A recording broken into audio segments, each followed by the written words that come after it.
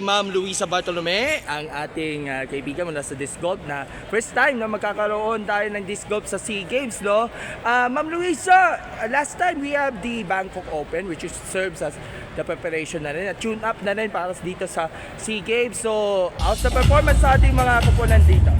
Yes, actually, very happy kami dun sa mga performance ng mga athlete natin kasi nalaro na nila yung mismong lalaroin nila layout sa tournament sa SEA Games. And so far, ang ganda ng performance, konting hasa pero kayang-kaya po nila yung ating... Okay, so ilan ang papadala natin for the SEA Games at kabilang ka rin ba sa ating pool?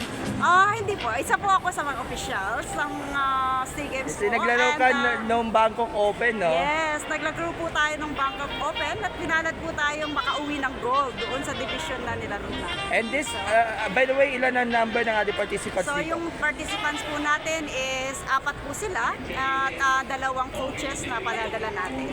Okay, so how's the training and preparations and expectations na rin para sa kabuuan ng ating SEA Games campaign? Positive kami, very positive kami ng mga atleta natin ay makakakuha naman, makakauwi ng ginto sa nakikita po namin sa pinapakita nila na confident sila na pagdating doon is makakapag-perform ng mabuti. Alright, Ma'am Luisa, panawagan niyo po sa ating mga kababayan na supportahan niyo po ang ating Disc Golf sa darating na SEA Games. Ayan po, sa ating mga kababayan po, kami po ay nananawagan,